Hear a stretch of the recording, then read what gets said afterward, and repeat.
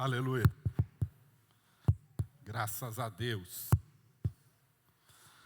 O Senhor é bom e a sua benignidade dura para sempre. Aleluia. Glórias a Deus. Louvados do Senhor. Aleluia. Espera aí. Glórias a Deus. Está com mau contato aqui. Obrigado, querida. Deus abençoe.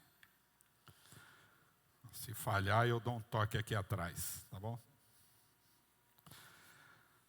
A irmã Jéssica pede para que todos os voluntários do Neemias aguardem 5 minutos, inclusive as irmãs da diretoria, no final do culto, para ela falar com vocês algo muito importante, tá bom? Então não esqueça aí. Deixa eu só... Senhor, meu Deus, meu Pai, no nome do Teu Filho Jesus, nosso Senhor, nós Te louvamos e Te agradecemos, porque Tu és um Deus de graça, misericórdia, um Deus de amor, um Deus que abençoa, um Deus que é misericordioso, que derrama da Tua presença sobre nossas vidas e está conosco em todos os momentos.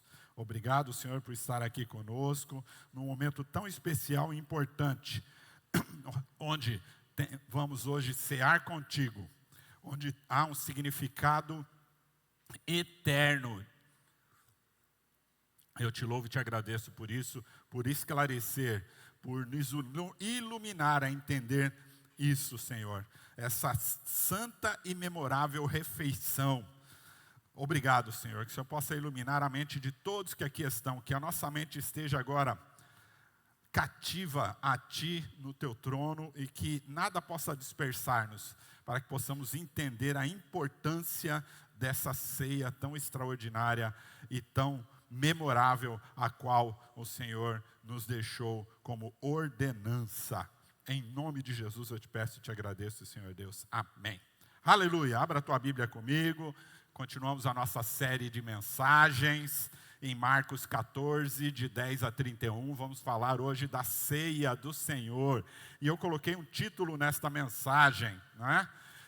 A ceia do Senhor é uma santa e memorável refeição. Não é? É por isso que o cristão gosta tanto de comer. E aí tem muito a ver com a ceia do Senhor, que é um momento tão especial, quando estamos reunidos, quando estamos em unidade. Ceia nos remete a isso e é importantíssimo que possamos entender o que nós vamos aprender aqui nessa manhã. Por isso eu peço muito a sua atenção. Não disperse, fique atento, porque é muito ensinamento aqui, não vamos conseguir esgotar tudo que podemos aprender aqui nesta passagem extraordinária. E eu vou ler rapidamente para você, porque você vai acompanhar com a tua Bíblia aberta aí, a minha tradução é a Nova Versão Internacional. No primeiro dia da festa dos pães sem fermento, no primeiro dia, quando se costumava sacrificar o cordeiro pascal, então era um costume, era uma prática, os discípulos de Jesus perguntaram: aonde queres, Senhor, que vamos te preparar a refeição da Páscoa?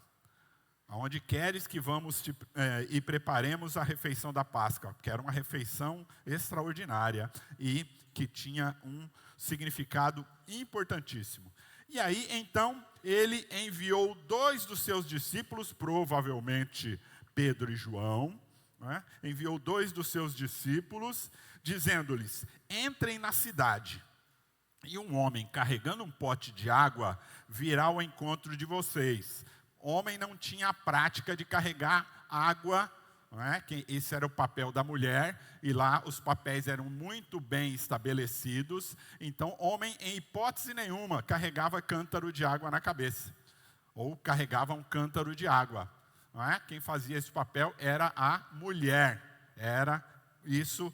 Então era algo anormal, mas isso era um código, tá bem? Um código secreto, porque o Senhor Jesus queria se reunir com os seus discípulos somente, tá bem? Então isso era um código, tá? Então, versículo 13. Ele enviou 2 dos seus discípulos dizendo: entrem na cidade, um homem carregando um pote de água virá ao encontro de vocês. Sigam-no. digam ao dono da casa em que ele entrar. O mestre pergunta: onde há meu salão de hóspedes, no qual poderei comer a Páscoa com os meus discípulos? Ele lhes mostrará uma ampla sala no andar superior, totalmente mobiliada e pronta.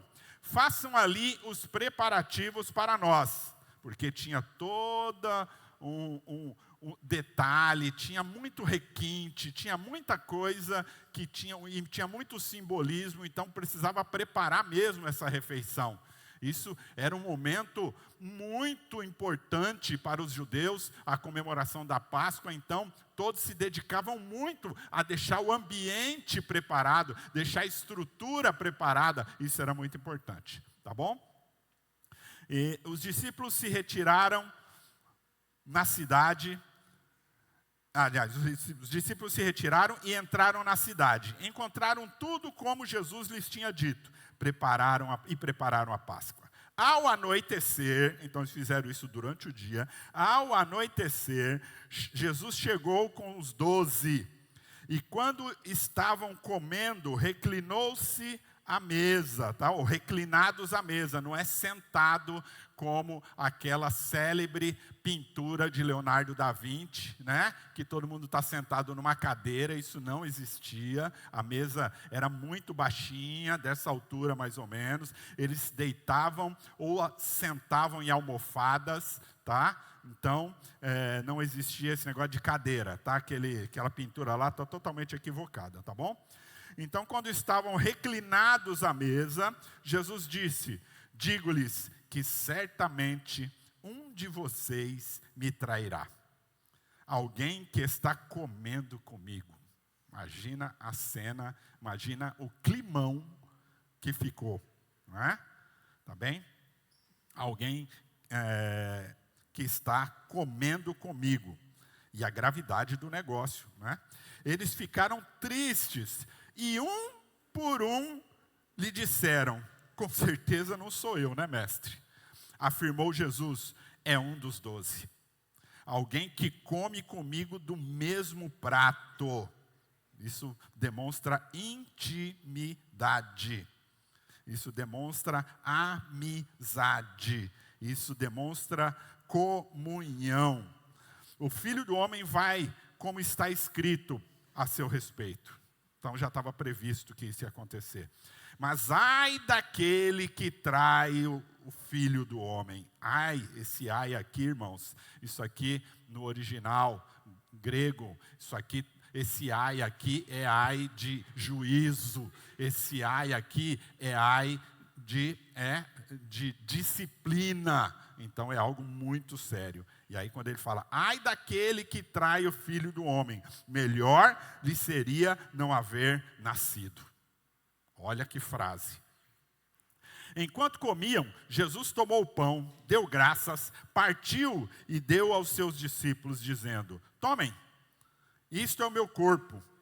Em seguida, tomou o cálice e deu graças, oferecendo aos seus discípulos, e todos beberam. E lhes disse: isto é o meu sangue, o sangue da nova e eterna aliança. Isso aqui então, irmãos, isso aqui tem um ensino aqui que daria para ficar umas 3 horas só em cima dessa frase. Isto é o meu sangue, o sangue da nova e eterna aliança, que é derramado em favor de muitos, e não todos. Porque ele também sabia que nem todos iam se entregar. Hoje nós somos 7 bilhões e 300 milhões de pessoas no mundo, só 1,5 bilhão é cristão. Se passar na peneira então, aí o negócio fica estreito. Outra vez, então ele repete: eu lhes afirmo que não beberei outra vez do fruto da videira, que quer dizer do vinho, até aquele dia em que beberei o vinho novo no reino de Deus. Aleluia, não é? Depois de terem cantado um hino, então no fim eles cantavam hinos, aliás, no começo, no meio e no fim desse jantar, eles cantavam hinos, e eu vou dizer para vocês qual eram esses hinos. Um hino: e saíram para o Monte das Oliveiras. que aí vai acontecer outras coisas lá. Irmãos, essa passagem é simplesmente divina, extraordinária. Por isso, fique atento a tudo que eu vou falar aqui. Se for possível, depois assista em casa novamente. Então, essa ceia do Senhor, ele quis fazer isso exclusivamente com os seus discípulos. Por isso, ele falou em secreto. Ele já tinha combinado com o dono da casa. Provavelmente, era a casa de João Marcos, que era quem escreveu esse evangelho aqui, provavelmente. Então, já havia um segredo, porque quando Jesus chegava, era um alvoroço, todo mundo seguia Jesus. Se Jesus entrava numa casa, o pessoal não queria saber de quem era a casa, o pessoal queria entrar junto, fazia um tumulto danado. Então, ele tinha que chegar escondido. Ele teve que chegar em secreto. E ele só queria ficar com os 12, preste atenção, com os 12. Mesmo sabendo que seria traído. Ele queria ficar com os 12, tá bom? Mas essa refeição, irmãos, tem um significado eterno. Por isso que os judeus dão tamanha importância e às vezes os cristãos nem tanto. E eu posso dizer com propriedade que tem muita gente que falta na ceia do Senhor por qualquer bobeira. Você faltar porque você está internado, você fala, pastor, se tiver ceia, eu posso fugir do hospital? Não, você não precisa, pode ficar lá. E se eu estou trabalhando, eu saio escondido, deixo a máquina ligada? Não, também não, você pode continuar trabalhando. Mas outras exceções fúteis, se você falta na ceia, isso é muito grave, porque você está dizendo que essa ceia não serve para nada. Isso não quer dizer nada para você. Entende? Tá bom? Então tem um significado eterno. Nesta ceia do Senhor, o Senhor Jesus estabelece uma nova e eterna aliança. Já havia uma aliança com o povo judeu, mas aqui o Senhor Jesus amplia essa aliança, porque ela é nova. Aquela antiga aliança cai por terra e uma nova é estabelecida. E vocês vão entender isso ao longo da ministração. Então, essa ceia pode ser chamada de ceia do Senhor, ou a última ceia, alguns chamam até de santa ceia também, tá bom? Eu prefiro de ceia do Senhor, tá bem? Então, ela ou ceia memorial, que é até assim o mais charmoso, que cai melhor, ceia memorial, tá bom? Porque é em memória que a gente faz isso. E aí, foi essa refeição que ele compartilhou com seus discípulos, na noite em que foi traído. O apóstolo Paulo faz questão de frisar isso lá em 1 Coríntios, tá bem? Você vai ver isso lá em 1 Coríntios, capítulo 11, do versículo 23 em diante. Na noite em que foi traído, antes da sua prisão, julgamento e crucificação. Então essa ceia tem uma importância tremenda, tá? Você vai ver, citando essa ceia, Mateus 26, 17 a 30, Lucas 22, de 7 a 23, 1 Coríntios 11, de 23 a 26, e aqui em Marcos, onde eu estou lendo com você, de capítulo 14, versículos 12 a 31, tá bom? Então, irmãos e irmãs, o Senhor Jesus instituiu como ordenança. Não é um pedido que ele fez assim, por favor, façam a ceia em minha memória. Não foi assim. Foi uma ordem. Eu estou dando uma ordem para vocês. Façam isso em memória de mim. É uma ordem. Para quem ele está dando? Para o mundo? Não, para a igreja. Tá? Quem que é a igreja? Nós todos aqui. Somos a igreja. Tá bem? Então essa ordem é para o vizinho lá? É para mim e para você. Não vai correr não. Não tem para onde fugir. Não tem como dar um migué. Versículo 12, vamos lá. No primeiro dia da festa dos pães sem fermento, quando se costumava sacrificar o cordeiro. Esse primeiro dia da festa, dá para saber qual é esse dia. Era o mês Nissan. É o primeiro mês do ano. Como se fosse janeiro nosso. Era o primeiro mês deles era esse mês Nissan, que equivale ao nosso mês de abril. Tá bem? Então, o primeiro mês do calendário judaico, naquela época, né, era o mês Nissan. E eles faziam isso entre o dia 14 e o dia 15, né, de abril, para nós, né? Tá bem? Que era feito essa comemoração da Páscoa. Então, o cordeiro pascal era sacrificado, e eles faziam isso à tarde. Então, eles sacrificavam o cordeiro no final da tarde, e depois pegavam a carne do cordeiro e levavam para a casa para preparar a carne, e à noite eles faziam uma grande ceia. E detalhe, por ordenança de Deus, tinha que ter pelo menos 10 pessoas lá. Então você podia convidar o vizinho, um parente seu, você se reunia e era pelo menos 10 pessoas, para ter volume. Tamanho é a importância desse evento. Tá bom? Então era assim, versículos 13 a 16. 2 discípulos foram, conforme o Senhor Jesus tinha ordenado, preparar o cenáculo. Prepararam uma sala mobiliada que ficava no andar superior de uma determinada casa. E era uma casa luxuosa, até para os padrões da época.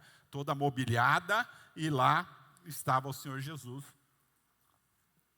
Os discípulos se dedicaram a deixar o ambiente preparado, a mesa preparada, com todos os alimentos que a lei orientava que tivesse, folhas amargas, pão sem fermento, e aí depois entrava o cordeiro para que eles pudessem comer daquela carne. E o cordeiro tinha sido o quê? À tarde, o que tinha acontecido com ele? Ele tinha sido sacrificado. Vocês lembram de alguém? Tá? Então isso aconteceu no Antigo Testamento, aconteceu por muitas e muitas vezes, desde Moisés até chegar na época de Jesus. Tudo apontava para quem? Para Cristo, irmãos. Levaram anos, milênios, fazendo isso para que pudessem entender. E aí no versículo 17, então ao anoitecer Jesus chegou com os 12, chegou com quem? Com os 12, inclusive com o 7-1, 7-1 não, como é que é? Quem dedura, como é que é? X9, inclusive com o X9, tá? Então ao anoitecer Jesus chegou com os 12, quando estavam comendo, reclinados à mesa, já mostrei para vocês aqui, deitado, pode ser com os pés para trás, ou sentado, né, assim, meio com as pernas, meio assim, né, sentado e com o braço aqui apoiado, né, eles comiam, né, só uma curiosidadezinha, mas pegar comida é sempre com a mão direita, isso era a prática, que também isso dá um ensinamento legal, mas eles comiam, né, e com a mão direita, tá? E então, e ali está Jesus à mesa com os 12. A mesa era em U, então começava assim, aqui à frente, e fazia um U assim, ó. Então, geralmente, o anfitrião ficava no meio desse U, imagina aqui, ó, assim, assim. Do seu lado direito, o convidado principal, e do seu lado esquerdo, por escala, um outro importante também, e aí ia. O mais longe era o menos importante. Então, aqui do seu lado direito, quem vocês acham que estava? Judas. Do seu lado esquerdo, João. Pelo contexto, você vai entender que era bem isso mesmo. E Pedro, que se achava o tal, lá na ponta. Fica lá. Ficou lá, Pedro. Tá bem? E vocês vão ver que ele se achava o tal mesmo. A gente vai ver no contexto. Tá? Então, estar à mesa, irmãos, com o Senhor tem um significado importante. Depois que Jesus morreu e ressuscitou, ele apresenta-se aos irmãos lá em Emaús, lembra? Numa cidade de Emaús, né? E quando que ele se revela como Jesus o ressurreto? À mesa. Ele se revela à mesa. Então queira estar na mesa com o Senhor Jesus, que é quando Ele se revela.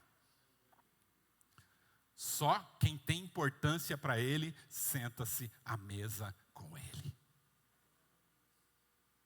Então queira, almeje estar à mesa. Almeje. Então, Ele se revelou à mesa. Lá em Atos.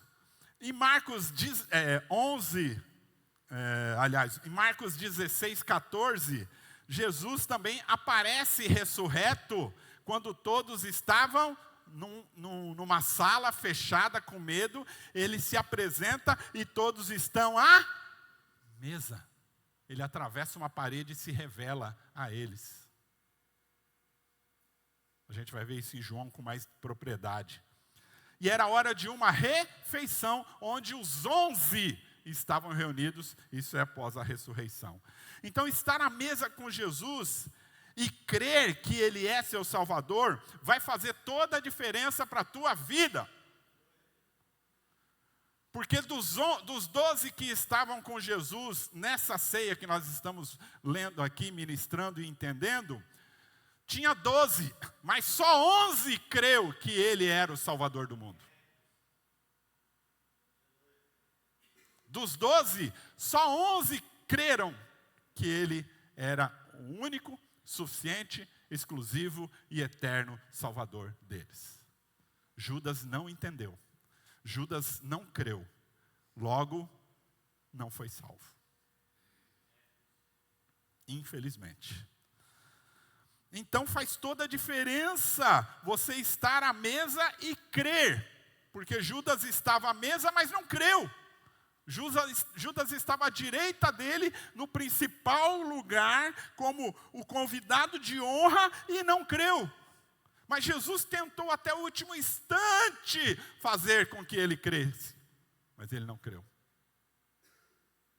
No contexto, em João, você vai entender que quando Jesus molha o pão no vinho, né, e dá para Judas, ele come.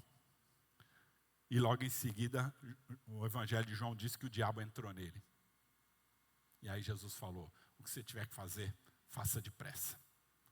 E ele sai do meio dos discípulos. E os tontão achou, será que o mestre mandou ele buscar mais comida? Nem entenderam. Só foram entender depois.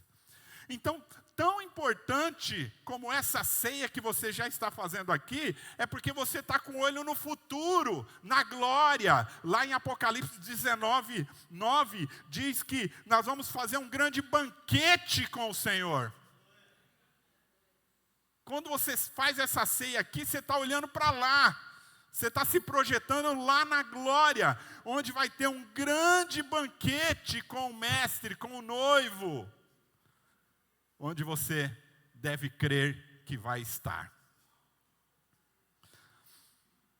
Então, quem permanece à mesa e não quem sai, quem permanece à mesa e crê e não é selado com o Espírito Santo, porque quem é selado com o Espírito Santo, o diabo não entra.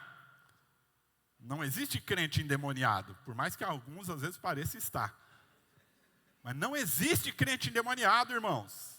Existe crente perturbado, existe crente que absorve seta inflamada do maligno, que não usa o escudo da fé. Então tem crente aí que eu vou contar, que o diabo falou, não sou eu, hein, mestre? Olha, eu não tenho nada a ver com isso.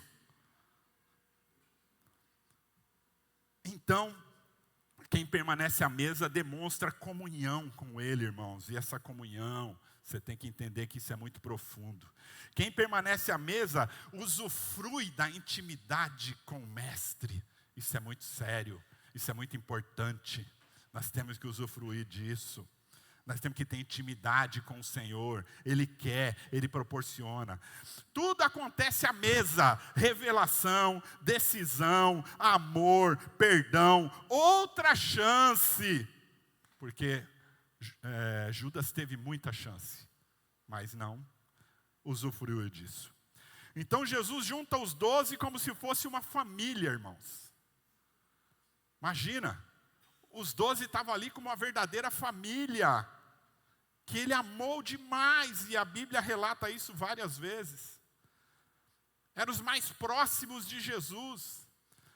Porque certa feita apareceu a família de Jesus, que era Maria e os seus irmãos e irmãs, e ele estava reunido com os discípulos e perguntaram: sua mãe e seus irmãos estão aí fora querendo falar com você. Ele falou: esse aqui são minha mãe e meus irmãos. Olha a importância da igreja estabelecida. Olha o valor. Não que você não deva amar a tua família de sangue, mas essa família aqui é muito mais importante. Acredite nisso. Então o Senhor Jesus, tendo João de um lado e Judas Iscariotes do outro lado, tendo o mesmo, quer dizer, Judas como um amigo, porque colocou ele no lugar principal. Essa foi a última chance que Jesus deu para ele. Quero você do meu lado. Olha só, eu estou fazendo aqui uma nova e eterna aliança, que vai trazer esperança para uma eternidade gloriosa comigo, no meu reino. Entenda isso. Em outras palavras, ele está dizendo: entenda isso, pelo amor de Deus, Judas.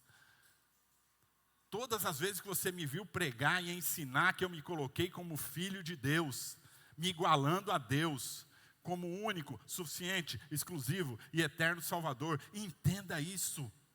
Isso vale uma vida eterna comigo. Ele está dizendo isso, irmãos. Judas não entendeu. Então ele teve o mesmo como um grande amigo. E aí o Senhor Jesus declara, até então ele não tinha declarado: um de vocês vai me trair. E ele não fez assim, um de vocês vai me trair. Ele não fez assim, ele foi discreto. Tanto é que eles não perceberam, irmãos. Se você ler João, você vai ver que quando ele falou que ele deu o bocado molhado, o diabo entrou nele, ele falou que você tem que fazer, faz depressa. Aí os tontos lá falaram: será que ele vai comprar mais comida? Caramba, tem tanto aqui. Acho que é Coca-Cola que ele foi buscar. Então ele revela que alguém o iria trair. E aí ele fala: ai, aí é o juízo. Ai por quem o Filho do homem, o Filho de Deus, for traído. Ai. Ali estava estabelecido o juízo de Deus. E aí não adianta vir com aquela ministração de amor. Só esse episódio, só essa passagem, só esse momento quebra qualquer pregação de alguém que fala que Jesus é amor. Ele é mesmo, mas ele também é juiz. Entre outros atributos divinos. E o próprio Deus com ele. Então Jesus tentou de todas as formas fazer Judas crer. O Senhor Jesus era o Salvador. Se Judas se convertesse, com certeza ele seria salvo. Porque a única coisa que faz com que o homem não seja salvo é não crer em Jesus como o único, suficiente, exclusivo e eterno Salvador. É a única coisa que tira uma pessoa do céu.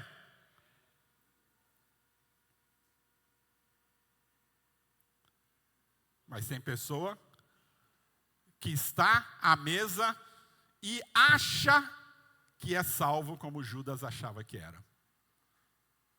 Só por estar junto com a igreja, que é os discípulos, né? Só por estar junto com a igreja, estou na igreja, estou salvo. Será? Não é isso que o contexto nos mostra. Então o momento foi tenso, foi muito triste, porque a gente não quer ver ninguém indo para o inferno, que infelizmente revelou a falta de fé de Judas no Salvador. Hebreus 11:6, preste atenção o que Hebreus 11:6 relata. Sem fé é impossível agradar a Deus, pois quem dele se aproxima precisa crer que ele existe e que recompensa aqueles que o buscam. Está claro? Então, esse foi o contexto para vocês terem uma ideia. Mas vamos avançar. qual é o significado dessa ordenança? Qual é o significado da instituição da ceia da Páscoa e da Páscoa, né? Essa ceia fazia parte do contexto da comemoração da Páscoa. Ela tinha, olhando para os judeus, né, antes de olhar para a igreja, olhando para os judeus, ela tinha o objetivo de lembrar a libertação do povo que saía da escravidão do Egito na época de Moisés. Era uma lembrança memorável, onde o povo ficou 430 anos como escravos no Egito. Depois, o próprio Deus, com mão poderosa, usando a vida de Moisés na liderança, tira o povo do Egito e eles atravessam, né, o deserto, o Mar Vermelho, cruzam o Mar Vermelho de forma milagrosa, onde o mar se abre.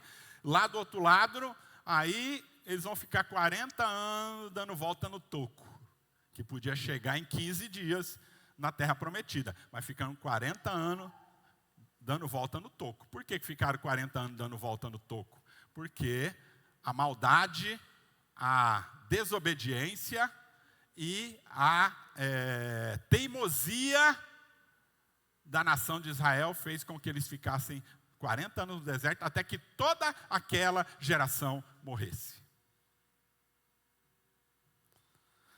Mas vamos lá. Então, esse era o objetivo, né? E aí, os judeus têm uma coisa que eles não entenderam, que essa comemoração da Páscoa, que foi instituído na noite em que eles iam fugir, eles iam embora, melhor dizendo, libertos, naquela mesma noite, aí foi instituída a Páscoa, e tinha um caráter óbvio, escatológico. Apontavam para quem? Para Cristo. Apontavam para Cristo. E aí o próprio Filho de Deus toma forma humana e vem mostrar isso, e os judeus receberam? A grande maioria não.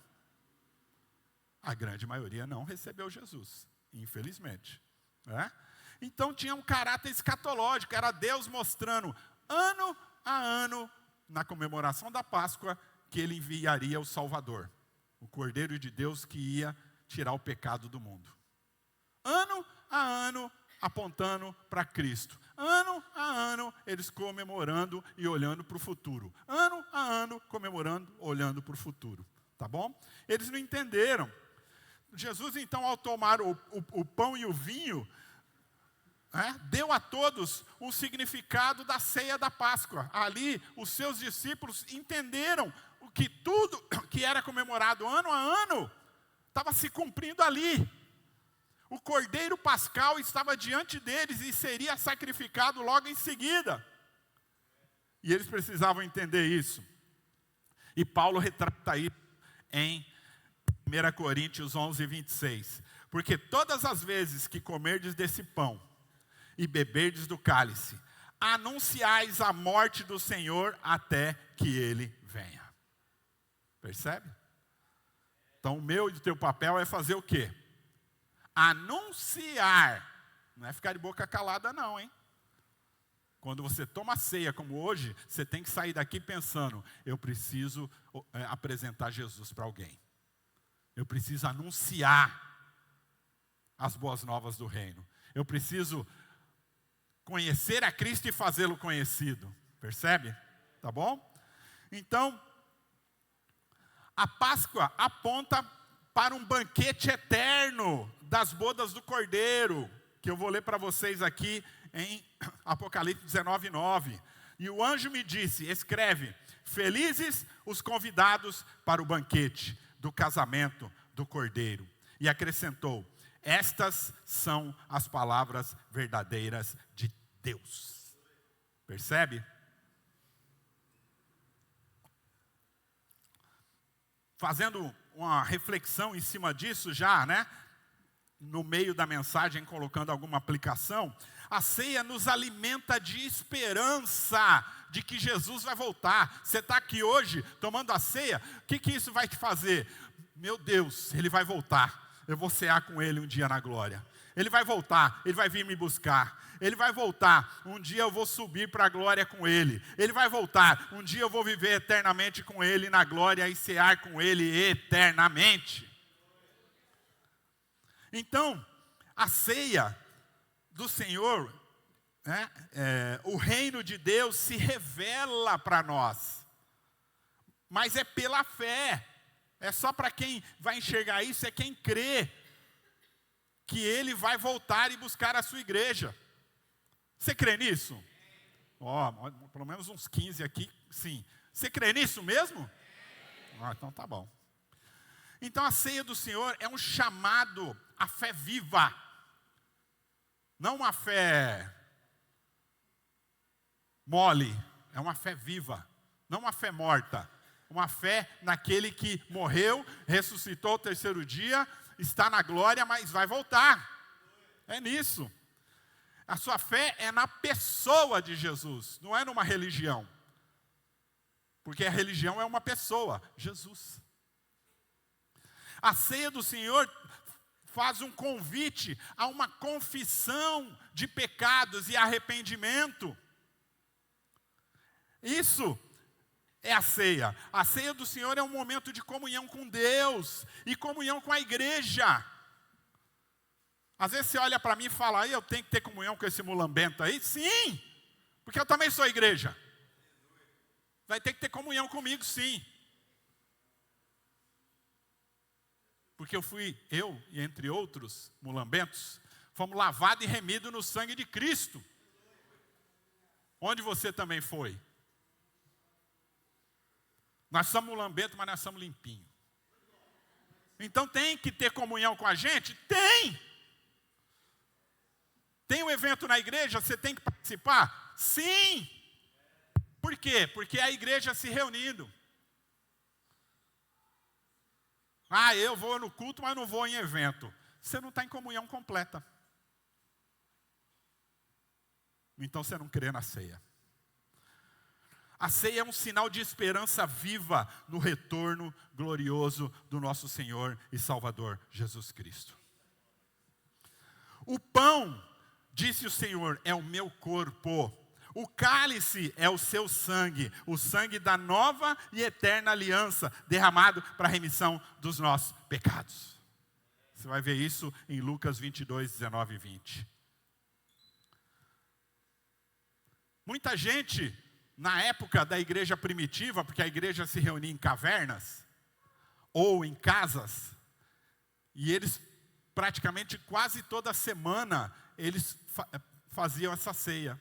Naquela época era semanal. Hoje a gente faz mensal, tem igreja até que faz anual. Não tem uma data estabelecida. Mas eles faziam. Quem não era crente, imagina, numa caverna, à noite, cheio de tocha. Aí vai um espião. Deixa eu ouvir o que esses caras estão fazendo aí. Esta é a minha carne, coma da minha carne, beba do meu sangue. Os caras, o quê, meu? Vazava. Então eles achavam que ali tinha sacrifício de gente e o povo comia a carne e bebia o sangue das pessoas. Não entendia. Mas nós entendemos. Nós sabemos que essa ceia é um memorial, o que significa mais do que um mero recordar. Você não está só recordando do que aconteceu. Você está tendo um memorial vivo de que Cristo espiritualmente está presente na tua vida e aqui agora, ó. Nesse instante. Ele está aqui, em espírito e em verdade. Quando você faz a ceia, você está crendo nisso. E tem um significado escatológico, porque aponta para as coisas futuras. A ceia do Senhor também é um sinal, é um selo da graça de Deus sobre a minha, sobre a sua vida. Nós não éramos merecedores de nada. Nós merecíamos sim o inferno. É para lá que nós tínhamos que ir, porque nós pecamos e fomos destituídos da presença e da glória de Deus.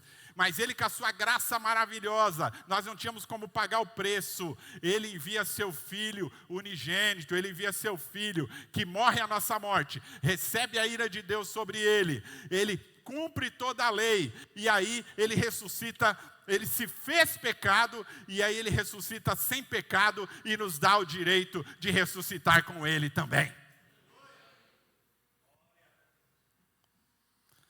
Não é uma repetição, a ceia não é uma repetição, irmãos, do sacrifício de Cristo. Porque, com todo respeito, na visão teológica da Igreja Católica, eles acreditam que é uma repetição do sacrifício de Cristo. Toda hora da ceia, Cristo está sendo sacrificado ali. Nós não cremos assim. Nós cremos que nós estamos participando espiritualmente de algo real que aconteceu. E nós estamos usufruindo dos benefícios da morte dele na cruz. Nós queremos nisso. Nós não queremos que ele morre todo dia. Ele morreu uma única vez. E levou todos os pecados. Os que você cometeu ontem, eu também. Ontem, hoje e amanhã. Ele levou todos os pecados sobre si. Todos, sem exceção. E não há pecadinho nem pecadão. Ele levou todos sobre si. Então, a ceia do Senhor, nós temos comunhão dos santos, irmãos. Vocês são santos aos olhos de Deus. Por mais que alguém olhe para você e fale, ou alguém está pensando, estou vendo o balãozinho aqui já. Esse que está, ou essa que está do meu lado, pastor, está de brincadeira comigo, né? Santo. Santo. Santa. Aos olhos de Deus, sim. Porque Ele olha para você, sabe quem Ele vê? Cristo Jesus em você.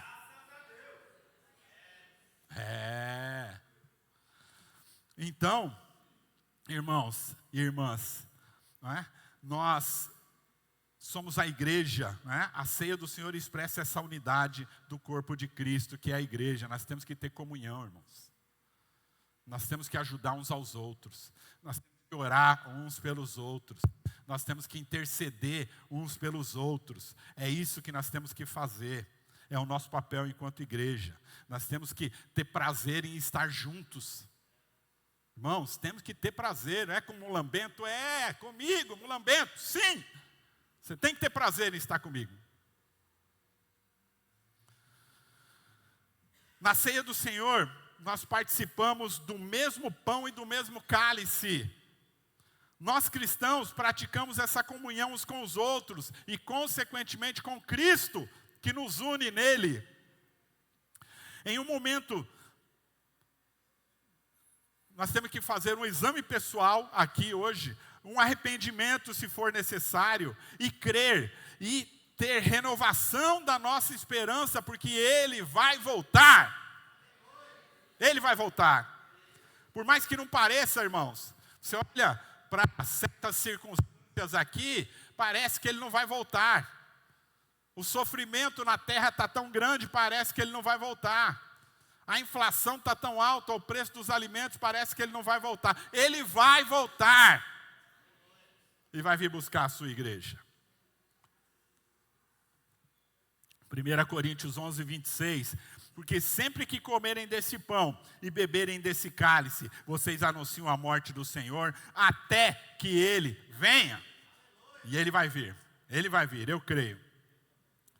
O símbolo do pacto da nova aliança, irmãos. Nesse versículo, o Evangelho de Marcos, nós vamos ver Jesus interpretando o significado da sua morte.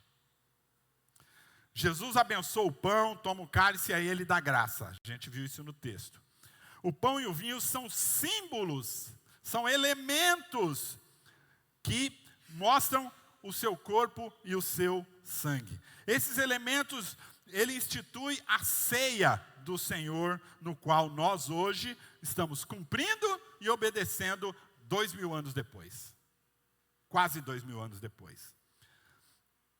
E aí, isso é aliança. Agora, a nova e eterna aliança, Jesus quis dizer quando afirmou que o cálice representa um novo pacto, uma nova aliança. Existia um pacto judaico. Jesus tinha feito um pacto com a nação de Israel. Você vai ver isso em Êxodo 24, de 3 a 8. Esse pacto se estendia inteiramente para a nação de Israel e eles tinham que guardar a lei. Existia a lei, os 10 mandamentos. E dentro dos 10 mandamentos, eles ainda pegaram a tradição oral, que se tornou 613 leis. Desdobramento. Então, a quebra da lei implicava na quebra do pacto. Certo? Entre Deus e Israel. Então, esse pacto era uma relação totalmente dependente da lei, ou quer dizer, da obediência a essa lei. Então, Deus estabeleceu um pacto, uma aliança. Se essa aliança fosse quebrada, que é não cumprir a lei, Deus vinha com juízo. Mas sabe o que eu vou te dizer? Ninguém conseguia cumprir toda a lei. Ninguém conseguia. E aí Jesus vem agora aqui nesse momento, ele ratifica a lei antiga e ele estabelece uma nova lei. Ele ratifica e estabelece um novo pacto, uma nova classe de relacionamento entre Deus e o homem, onde ele cumpriu toda a lei. Ele representou o homem cumprindo toda a lei, porque por um homem entrou o pecado no mundo, mas por um outro, Jesus, o pecado saiu, porque ele cumpriu toda a lei. Então a nova aliança está firmada no sangue de Jesus derramado em favor de muitos. E eu vou ler o texto para você. Mateus 26, 28. Isso é meu sangue da aliança, que é derramado em favor de muitos para perdão dos pecados. Mateus 20, 28. Como o Filho do Homem, que não veio para ser servido, mas para servir e dar a sua vida em resgate de muitos. Por que muitos?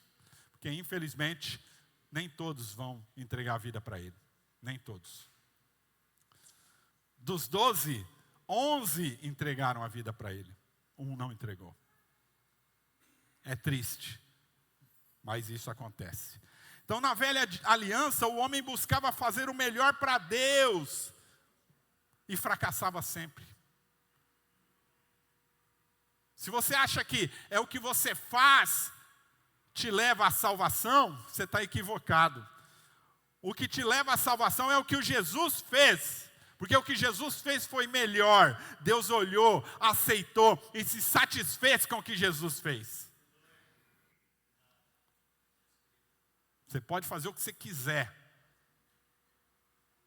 mas você não vai conseguir satisfazer a Deus pelo seu mérito e pelo seu próprio esforço. Você não vai conseguir. Então a ceia aponta para essa nova aliança em Cristo, em contraste com a antiga aliança simbolizada pela Páscoa. Então, a Páscoa celebra a libertação do Egito e a ceia do Senhor celebra a libertação do pecado e da morte. Lá era um simbolismo que apontava para o que Cristo iria fazer. Então a sua obra redentora concretizou e fez com que isso se cumprisse. Então a nova aliança é um sinal visível da promessa de perdão. Se sinta perdoado se você crê nisso. De reconciliação com Deus, de comunhão com Deus, porque o Senhor Jesus nunca fracassou. Nós fracassamos, mas o Senhor Jesus não. Então, a sua vida cristã, com as suas e as minhas escorregadas, com o meu e com o seu vacilo, com o meu e o seu falha, Deus não olha para mim e para você, Deus olha para Cristo que está em nós. E olha para Cristo que nós estamos nele. Essa é a grande diferença. Então na nova aliança Deus fez tudo pelo homem. Jesus se fez pecado, maldição por nós. E o corpo foi partido, seu corpo foi partido e o seu sangue foi vertido por nós. Isso que aconteceu. Ele levou sobre o seu corpo na cruz os nossos pecados e redimiu todos os que creem no seu sacrifício. Mas é só para aqueles que creem. Só para quem crê. Judas não creu. Judas não creu. Que todos nós que aqui estamos possamos ter crido. Isaías 53, versículo 5. mas ele foi transpassado por causa das nossas transgressões. Ele foi esmagado por causa das nossas iniquidades. O castigo que nos trouxe paz estava sobre ele, e pelas suas feridas nós fomos curados. E aí Paulo escreve em Romanos 8, 32 a 34, aquele que não poupou o seu próprio filho, mas o entregou por todos nós, como não nos dará juntamente com ele e de graça todas as coisas? Quem fará alguma acusação contra os escolhidos de Deus? E é Deus quem os justifica. Quem os condenará? Foi Cristo Jesus que morreu, e mais, ressuscitou e está à direita de Deus, e também intercede por nós. O tempo todo Ele intercede por nós.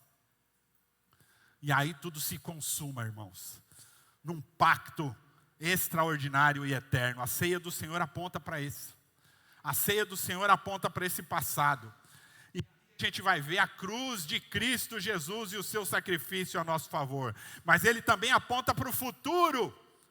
Ele também aponta para o futuro, e ali nós vamos ver o céu nos esperando, a glória de Deus nos esperando, na boda do Cordeiro, como está escrito lá em Apocalipse 19, 7 a 9.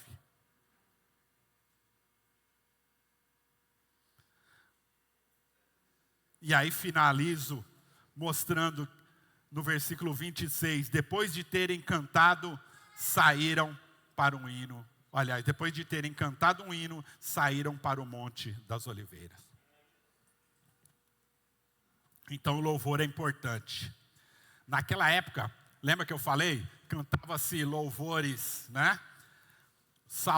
Eram salmos 115, 116, 117 e 118. Estes salmos eram cantados. Pode soltar o louvor aí, que agora eu vou cantar. Então, o Salmo 118, irmãos, o Salmo 118, que provavelmente, na minha opinião, foi o último salmo que ele cantou. Baixinho, porque aí eu vou cantar, irmãos. Então, tradicionalmente, irmãos, eles cantavam salmos. E o Salmo 118, para sua curiosidade, sabe quantos versículos existem na Bíblia? 1159 salmos, versículos. A Bíblia tem 1189 versículos. Sabe a metade disso? É 595. Sabe qual é o Salmo 595? Salmo 118. Exatamente no meio das Escrituras. E olha o que diz o Salmo 118, e eu vou cantar ele para vocês. Dei graças ao Senhor, porque Ele é bom, e o seu amor dura para sempre. Que Israel diga, o seu amor dura para sempre. Os sacerdotes digam, o seu amor dura para sempre. Os que temem ao Senhor digam, o seu amor dura para sempre. Na minha angústia eu clamei e o Senhor me respondeu, dando-me ampla liberdade. O Senhor está comigo, não temerei. O que me podem fazer os homens? O Senhor está comigo. Ele é o meu ajudador. Verei a derrota dos meus inimigos. É melhor buscar refúgio no Senhor do que confiar nos homens. É melhor buscar refúgio no Senhor do que confiar em príncipes. Todas as nações me cercaram, mas em nome do Senhor eu as derrotei. Me cercaram de todos os lados, mas em nome do Senhor eu as derrotei. Cercaram-me como um enxame de abelhas, mas logo extinguiram como espinhos em chamas, e em nome do Senhor eu as derrotei. Empurraram-me para forçar a minha queda, mas o Senhor me ajudou. O Senhor é a minha força, o meu cântico, Ele é a minha salvação. Alegrem-se, alegres brados de vitória ressoam nas tendas dos justos. A mão direita do Senhor age com poder. A mão direita do Senhor é exaltada. A mão direita do Senhor age com poder. Não morrerei, mas vivo ficarei para anunciar os feitos do Senhor. O Senhor me castigou com severidade, sim, mas não me entregou à morte. Abram as portas da justiça para mim, pois quero entrar para dar graças ao Senhor.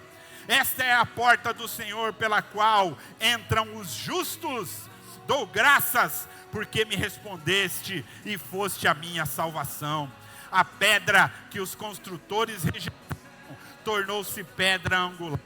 Isso vem do Senhor, é algo maravilhoso para nós.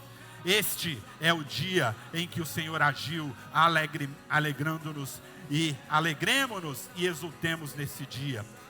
Salva-nos, Senhor, nós imploramos. Faze-nos prosperar, Senhor, nós suplicamos. Bendito é o que vem em nome do Senhor. Da casa do Senhor, nós os abençoamos, ó Senhor. O Senhor é Deus. Ele fez resplandecer sobre nós a sua luz. Juntem-se, cortejo festivo, levantando ramos até as pontas do altar. Tu és o meu Deus, graças te darei, ó meu Deus, eu te exaltarei. Deem graças ao Senhor, porque Ele é bom e o seu amor dura para sempre.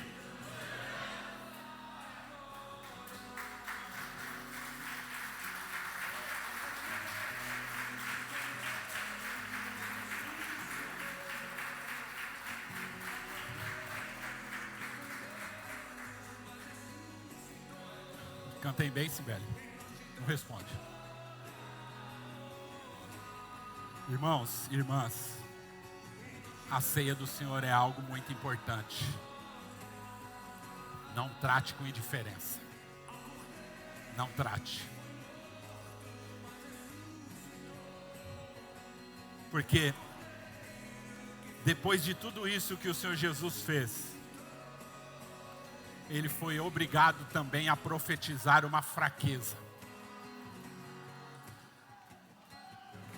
Depois de tudo que aconteceu ali, de tudo que foi revelado ali, que apontava para uma esperança eterna, com promessas eternas, com uma nova aliança estabelecida. No versículo 14, 27, ele é obrigado a citar o profeta Zacarias, Zacarias 13, 7, onde ele revela para os apóstolos, sem exceção, iam se escandalizar dele, iam se dispersar, quando ele fosse preso. Ele fez isso. Uma atitude covarde no Getsemane, em Marcos 14, 27. Não pegou Jesus de surpresa. Ele sabia que isso ia acontecer. Todos disseram que nunca isso aconteceria. Mas em 14, versículo 50, eles fugiram. Abandonaram o Mestre. E eu espero que depois de você saber tudo que você soube aqui hoje, você não abandone o Mestre. Não abandone. Então ele trouxe verdades importantes sobre a sua morte, sobre a sua ressurreição, sobre o seu plano de vida para os apóstolos. Mas olha o que ele fala. Aí eu vejo muita graça mesmo. Olha o que ele fala no versículo 26, 27. Disse-lhes Jesus: vocês todos me abandonarão. Por isso está escrito: ferirei o pastor e as ovelhas serão dispersas. Mas, depois de ressuscitar, irei adiante de vocês para Galiléia. Parece uma frase solta no meio aí, né? Ele está falando, olha, poxa, vocês estão aprendendo tudo isso, vocês são aquelas pessoas que eu mais amo, que eu tenho um carinho todo especial, vocês são meus amigos, mas todos vocês vão se escandalizar e vão me abandonar. Cumprindo a profecia de Zacarias. Mas depois que eu ressuscitar,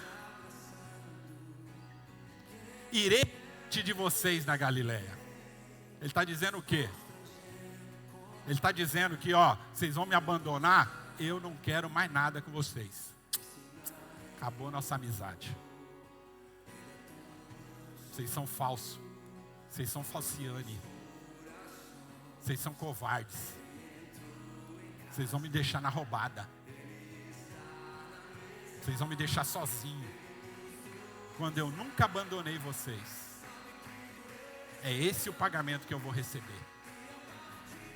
Mas, quando eu ressuscitar, irei adiante de vocês na Galileia. Ele está dizendo, mesmo mediante a tudo isso, eu os perdoo. Eu sei da fragilidade de vocês. Eu vou adiante e vou esperá-los. É como se ele estivesse dizendo, eu sei tudo o que se passa com você hoje, mas eu espero vocês aqui comigo na glória um dia. Eu vou adiante, eu vou preparar lugar, e onde eu estiver, vocês estarão comigo. Eu prometo. Eu prometo. Pedro, se achando, obviamente, de 29 a 31, fala, todo mundo aqui vai te abandonar, mas eu não. Aqui você está falando com o Pedrão. Aqui é nós. E aí Jesus fala, Pedro, antes que o galo cante, você vai me negar 3 vezes. E foi o que aconteceu, irmãos.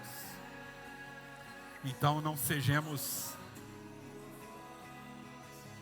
arrogantes e achar que com a gente não acontece essas coisas. 1 Coríntios 10, 12. Aquele, pois, que pensa estar em pé, veja que não caia. Não confie em você, não. Provérbios 28, 26. O que confia no seu próprio coração é insensato. Então a nossa esperança escatológica, irmãos, eu concluo. Para a gente olhar para essa ceia com mais carinho, com mais zelo, com mais responsabilidade. Porque não é qualquer coisa.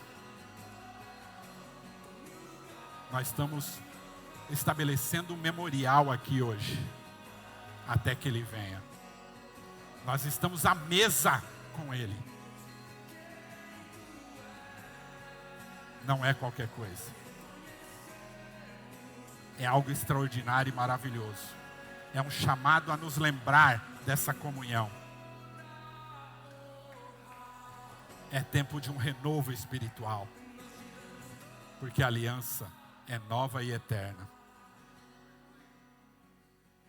Então nós devemos fazer com fé, com reverência, com gratidão, com alegria pelo que Ele fez por nós. Certos de que Ele nos alimenta com a sua presença espiritual. E aí Ele nos fortalece na fé e nos une no seu corpo. Nós somos o corpo dele, em unidade, em comunhão. Independente se eu sou o mulambento ou você. Os participantes da ceia proclamam, sabe o que a gente vai ser hoje? Você sabe o que você está proclamando? Você está dizendo para o mundo, irmãos, com grito: Cristo morreu, ressuscitou, Ele está vivo e Ele vai voltar. Toda vez que você ceia, você está dizendo isso. Então, com consciência limpa, porque você foi lavado e remido no sangue de Cristo. Não há pecado que não possa ser perdoado. Só precisa de arrependimento. E se você não consegue se arrepender, peça ao Espírito Santo para te dar arrependimento. E Ele vai te dar. Ele é perito nisso. E continue olhando para o alto, porque é de lá que vem o autor e consumador da nossa fé. Continue firme, anunciando a morte, vivendo a ressurreição, esperando com confiança o glorioso dia até que Ele volte. É isso. Espero que Deus possa ter falado ao teu coração. E agora, eu espero, em nome de Jesus, que você nunca mais tome a ceia de qualquer forma. Que você nunca mais tenha a ceia como algo comum. Porque não é. Não é comum, não. É bem incomum. É muito glorioso. Fique de pé.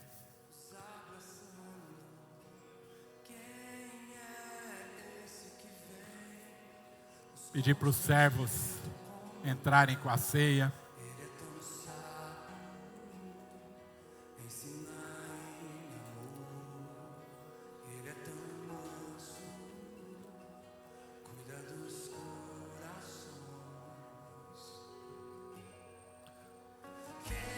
Enquanto eles entram, vamos orar. Senhor, meu Deus, meu Pai, no nome do Teu Filho Jesus, nosso Senhor.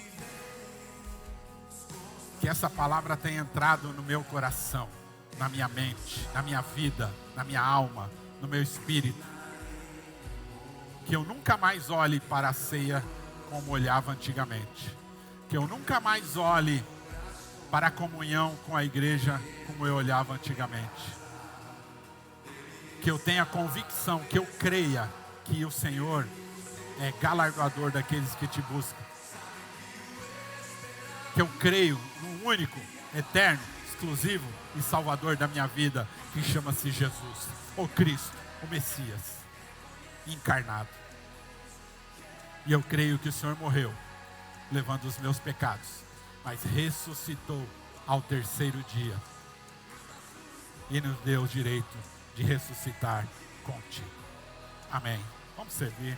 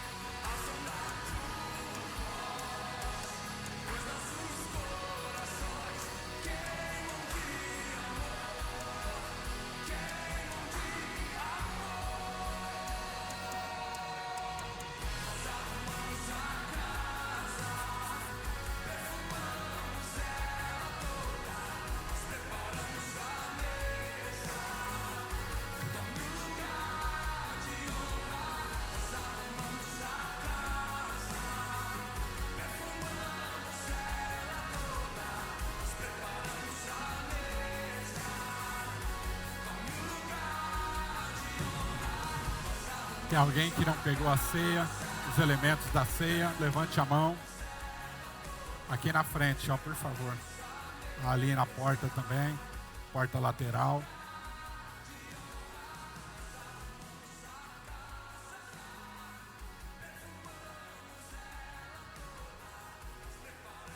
Aleluia. Quem pode participar da ceia? Quem é batizado, está em comunhão com a nossa igreja ou com outra igreja, porque é o corpo de Cristo.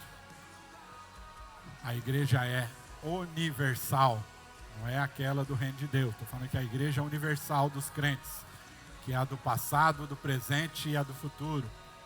Essa é a igreja que está em todos os lugares. Essa é a igreja universal. Você faz parte dela. Você tem comunhão com ela.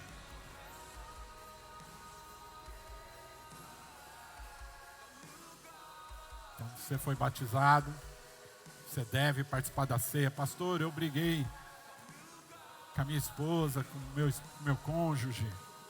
Né? Peça perdão. Buscou, se arrependeu? Né? Eu cometi isso, aquilo outro. Se arrependa, peça perdão. Não há pecado que não possa ser perdoado. Todos pegaram? Então, nós pegamos sempre o texto do apóstolo Paulo, porque é a igreja instituída e já dentro desse contexto, desculpe, da ceia do Senhor, onde Paulo sabia muito bem o que estava dizendo, que tinha entendido muito bem o que o Senhor Jesus tinha explicado. Pois recebi do Senhor o que também lhes entreguei, que o Senhor Jesus, na noite em que foi traído, tomou o pão, tendo dado graças, partiu e disse: este é o meu corpo, que é dado em favor de vocês. Façam isso em memória de mim. Levante o pão, consagre ao Senhor. E aqui é só para ativar a tua fé, irmãos. Isso aqui não é uma reza, mas o que eu cito aqui é só para ativar a tua fé, para gerar um ambiente onde você possa receber tudo do Senhor, inclusive cura do teu corpo. Repita comigo: este pão é o corpo do Senhor Jesus, que foi moído na cruz. Ele levou as minhas maldições. Ele levou as minhas enfermidades. Pelas suas feridas, eu já fui curado. Ao comer este pão, estou comendo dele. Ele é a minha vida, a minha cura, a minha saúde. Eu creio que sou membro de Cristo. Eu creio que sou membro do corpo de Cristo. O corpo de Cristo, não há maldição. Logo, nenhuma maldição há em mim. O diabo não toca em Cristo.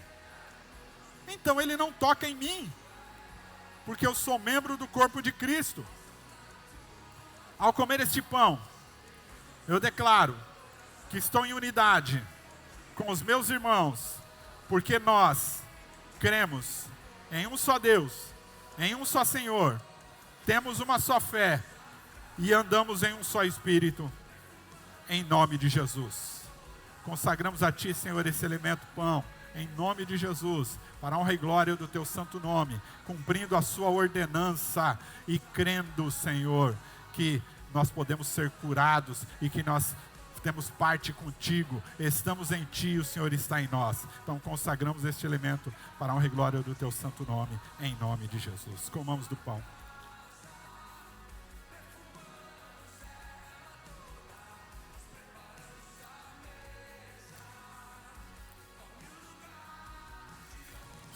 O apóstolo Paulo continua dizendo: da mesma forma, depois da ceia, ele tomou o cálice e disse: este cálice é a nova aliança no meu sangue. Façam isso sempre que beberem em memória de mim, porque sempre que comerem deste pão e beberem deste cálice, vocês anunciam a morte do Senhor até que Ele venha. Repita comigo: este cálice é a nova aliança no sangue de Jesus. É por este sangue que eu fui lavado, perdoado, purificado, santificado, justificado Por este sangue eu fui comprado. Não sou mais meu. Eu tenho um dono. Ele me comprou por preço de sangue. Por este sangue eu piso agora na cabeça do acusador e declaro que sobre mim não há nenhuma condenação, porque eu fui justificado pelo sangue do Cordeiro. Ele se fez pecado para que eu fosse feito justiça de Deus. Ele tomou a coroa de espinhos para me dar coroa de glória. Ele se fez pobre para que nele eu fosse enriquecido. Ele se fez filho do homem para que hoje eu seja feito filho de Deus para a glória de Deus Pai. Amém. Senhor, consagramos esse cálice diante de Ti, tudo para a honra e glória do Teu santo nome, crendo, Senhor, no sacrifício de Ti na cruz do Calvário, crendo na nova e eterna aliança no Teu sangue. Eu creio neste novo pacto, eu faço parte, eu creio, Senhor, com os olhos olhando para a glória futura e sabendo que lá vamos cear contigo nas bodas do Cordeiro, em nome de Jesus. Tome do cálice. Glórias a Deus, aleluia, louvado seja o nome do Senhor.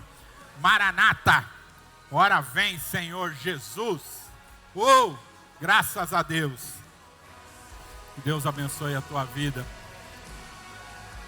Lembrando que a quarta-feira agora temos o ensino, um curso de ensino bíblico, que é um curso teológico. Você não precisa pagar com faculdade. Aqui temos mestre que ensina você sem custo nenhum. E você pode vir aqui aprender da palavra do Senhor. E vai ter curso de batismo simultaneamente, com outro mestre que é o pastor Acácio. Tá bom? Então quem vai se batizar e não fez o curso de batismo ainda, pode participar com o pastor Acácio. Quem está fazendo o curso, continue vindo às quartas-feiras e com certeza você vai crescer na graça e no conhecimento. Oração, a sexta-feira continua, células continuam de terça e sábado com os jovens, não é? Tá bem? Então, continue orando por nós do grupo de evangelismo, que nós estamos visitando casas e nós estamos tentando evangelizar pessoas, e é um terreno árido, vocês não têm ideia, é bem árido. Mas nós não desistimos. Primeiro, porque nós somos conduzidos pelo Espírito Santo de Deus. E segundo, porque nós somos brasileiros. A gente não desiste nunca. Não é? E se você tiver alguém que precisa de visita, esteja falando conosco e nós vamos fazer uma visita na casa dessa pessoa. E vamos fazer um culto no lar. Vamos, se quiser, uma casa de paz, uma casa de milagres. O que quiserem, a gente está fazendo aí.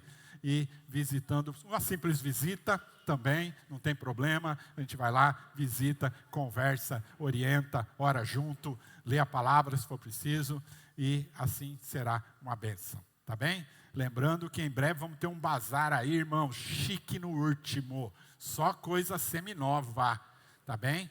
Não deixe aí, primeiro se você tiver alguma coisa que não te serve mais, boa, limpinha, você pode entregar aqui para a Tânia, para a Regiane, para a Cidinha e para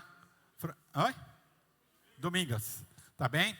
Aí você entrega e nós vamos estar juntando um dia, vai ter esse bazar aí de coisa boa. Você quer entregar moto, você quer entregar carro, aceitamos também. Não tem problema não. Se tiver alguma outra coisa aí, brinquedo, sapato, qualquer coisa, que você tiver, boa, em boas condições, que possa virar dinheiro, nós estamos aceitando aí, porque em breve, irmãos, vocês vão ter uma surpresa, ponto, acabou. Em breve vocês vão ter surpresas, ponto, só fica aí, tá?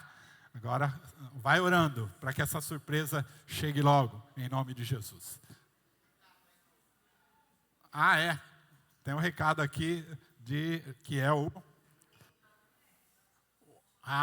culto de honra às mães. Olha que bênção. Segundo as mães do coração de Deus, dia 17/5, às 19h30, que vai ser aqui no prédio da igreja, tá bom? O horário, tá aqui o horário? 19h30, isso, 19h30 aí. Hã? Oi? Jéssica tem recado aí também, Jéssica? Então tá bom.